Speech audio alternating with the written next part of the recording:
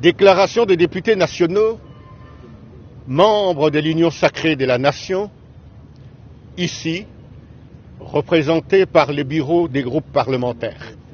Nous, députés nationaux, membres de l'Union sacrée de la nation, avons suivi, non sans surprise, la déclaration des députés nationaux du Front commun pour le Congo en rapport avec le processus électoral dans notre pays, la République démocratique du Congo.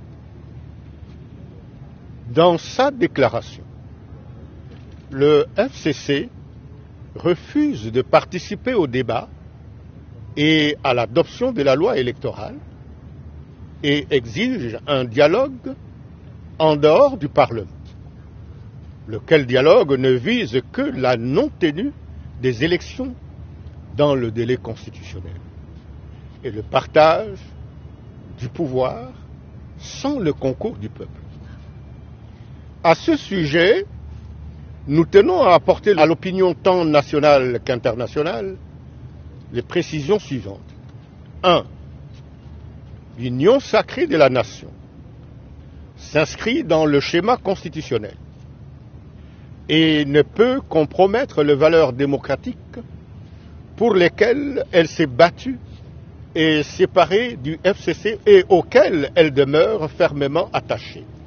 Elle réaffirme l'engagement ainsi que la détermination du président de la République, chef de l'État, son Excellence Félix Antoine Tshisekedi Tshilombo, maintes fois réitéré pour l'organisation de meilleures élections que le pays n'a jamais connues en 3 cycles, c'est-à-dire des élections crédibles, inclusives, transparentes et apaisées, et ce, conformément à la Constitution, aux lois pertinentes et aux bonnes pratiques en la matière.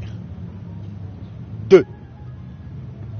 Il y a lieu de relever que la loi électorale actuellement en vigueur est un héritage du FCC seul, alors que la proposition de sa modification actuellement en discussion à l'Assemblée nationale n'est pas l'œuvre de l'Union sacrée, mais plutôt celle de l'opposition à l'époque où FCC et CACH étaient en coalition.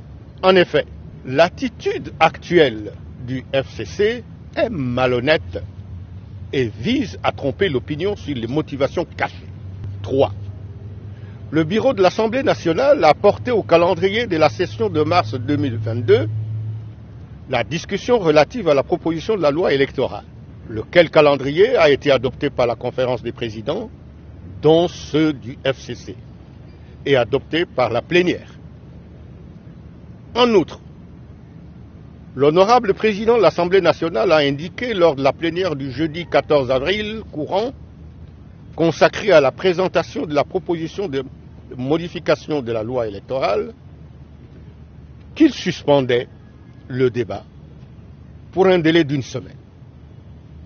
Ceci pour permettre les discussions entre les groupes parlementaires de la majorité et ceux de l'opposition, afin d'aboutir au consensus pour les dispositions qui le requièrent.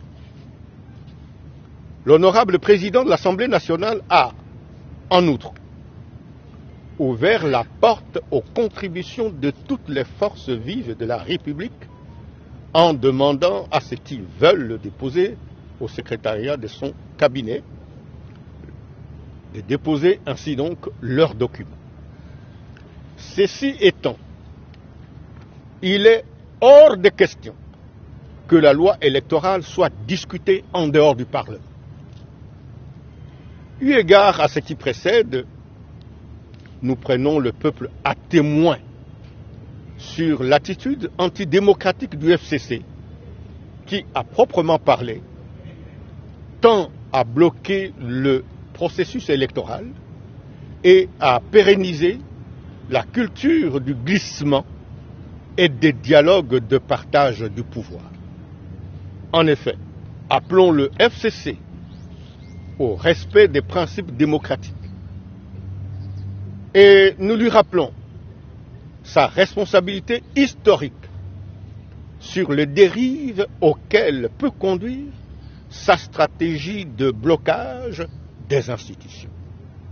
Fait à Kinshasa le 16 avril 2022, les députés de l'Union sacrée de la Nation.